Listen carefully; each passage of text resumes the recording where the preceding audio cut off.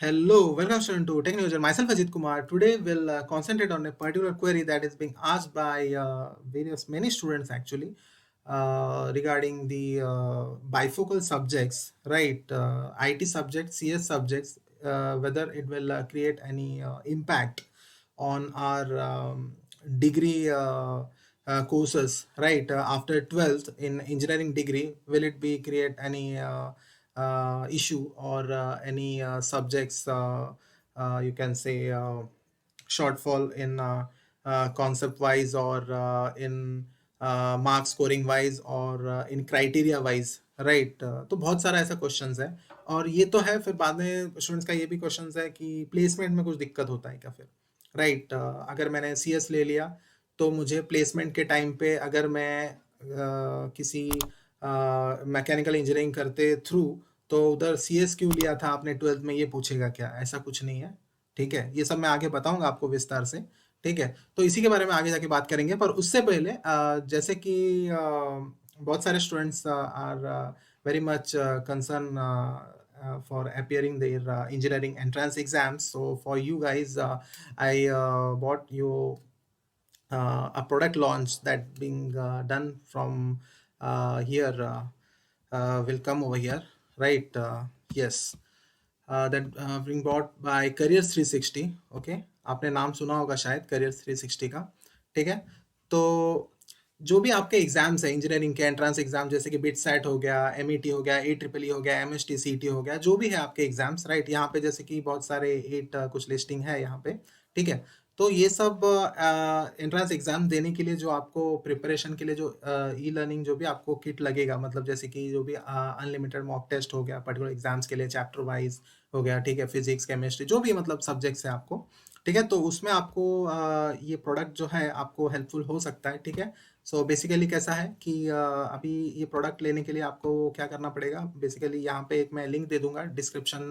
में इस वीडियो के तो ये जो लिंक है इस पे आपको क्लिक करना है you have to click over here right and after clicking you will come across with this website portal right so over here ये देखो यहाँ पे 2999 का ये वाला एक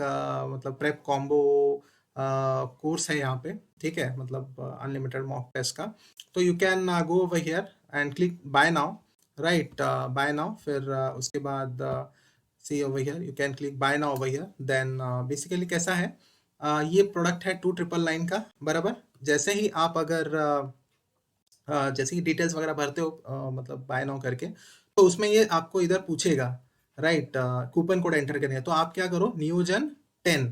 राइट NIYOJAN और न्यूमेरिक 10 ये जैसे कि आप एंटर करोगे ना तो आपको डायरेक्ट 300 रुपीज का डिस्काउंट मिल जाएगा यहाँ पे और आपका कोर्स जो है वो जो आपका जो ये प्रोडक्ट है आपको कितना में मिलेगा फिर 2699 में मिलने लगेगा ठीक है then you can go over here and see after purchasing you will see a dashboard like this मैं आपको बता देता हूँ यहाँ पे देखो ये एक आपको डैशबोर्ड दिखेगा ऐसा ठीक है तो यहाँ पे देखो जो भी है ऑनलाइन ये देखो ये पूरा टाइम टेबल के साथ आपको रहेगा तो इसमें यहाँ पे देखो देखो चैप्टर्स है फिजिक्स के चैप्टर्स है मैथ्स के हैं तो यहाँ पे देखो ऐसा दिया हुआ है फिर चैप्टर सेलेक्ट करोगे आप फिर टेक टेस्ट पे क्लिक करोगे आप ठीक है देखो यहाँ पे टेक टेस्ट पे क्लिक करोगे ऐसा फिर ऐसा एक ओपन होगा आपको ठीक है स्क्रीन ओपन होगा फिर बाद में कंप्लीट करोगे आप टेस्ट मतलब स्टार्ट करोगे फिर ऐसे क्वेश्चंस आएंगे आपको ठीक है तो ये क्वेश्चंस अटेंड करोगे फिर उस हिसाब से फिर आपको पूरा इंस्ट्रक्शंस इधर लिखा हुआ रहेगा जैसे आप आईटी का पेपर 12th में देते हो ठीक है सो उसमें यहाँ पे देखिए ये पूरा क्वेश्चंस है ठीक है फिर बाद में यहाँ पे आपका एनालिसिस है पूरा ठीक है स्कोर एनालिसिस है फिर बाद में आंसर की यहाँ पे आपको मिल जाएगा जो भी आप टेस्ट देते हो वो आंसर की इसके साथ आपको मिल जाएंगे फिर आपको आपके वीकनेस स्ट्रेंथ्स वगैरह किस में कौन से क्वेश्चंस में ये हुआ वो सब पता चलेगा इसमें ठीक है तो ये पूरा बेसिकली क्या है पूरा प्रोडक्ट का मतलब यहाँ पे मैंने आपको डेमो बता दिया क्या है प्रोडक्ट पूरा ठीक है सो उस हिसाब से you can of for this if you like it okay so इसका जो लिंक है मैं डिस्क्रिप्शन में दे दूंगा कूपन आपको अप्लाई करना है फिर आपको डिस्काउंट मिल जाएगा उसका ठीक है फिर अब आ जाते हैं हम हमारे क्वेश्चन के ऊपर जो आपका कंसर्न था main right over here fine will see over here तो मैं ये बता रहा हूँ आप लोग को कि जो कंसर्न है हम लोग का इसका अगर आंसर मैं बोलूँ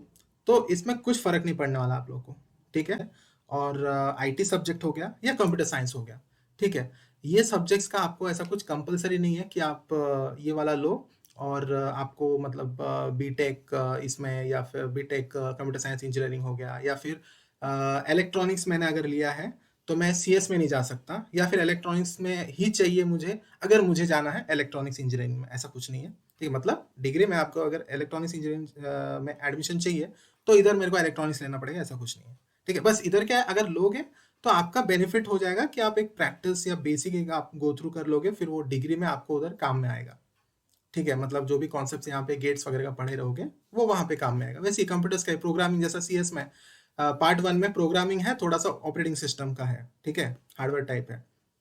फिर पार्ट 2 में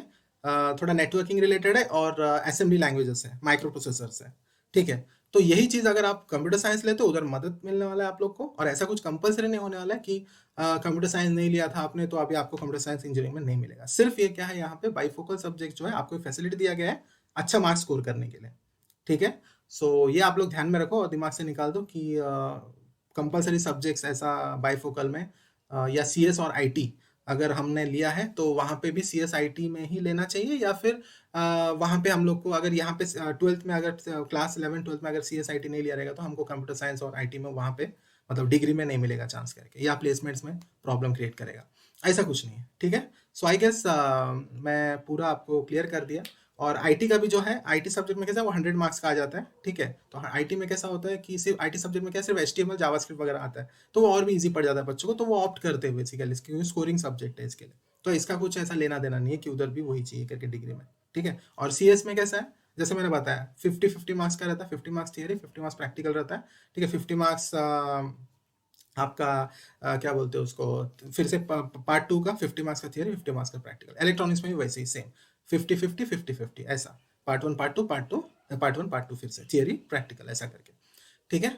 तो बस यही कंसर्न्स है, और मैं कौन सा लूँ वो आपके ऊपर है। जैसा क्वेश्चन आता है कि इलेक्ट्रॉनिक्स लूँ क्या सीएस लूँ, अब इलेक्ट्रॉनिक्स अगर आपको सर्किट्स वगैरह अच्छे से ड्रॉ करने को इंटरेस्टिंग रहता है, वो अगर अच्छा नॉलेज है, पॉजिटिव नेगेटिव ये सब जो भी है, वायरिंग वगैरह ये सब अगर इंटरेस्ट है तो इलेक्ट्रॉनिक्स लो, या फिर अगर सीएस प्रोग्रामिंग भी चाहिए और आपको थोड़ा सा हार्डवेयर भी सीखना है तो सीएस लो। अगर अगर सिर्फ आपको सिर्फ थोड़ा सा मार्क्स स्कोर करना है,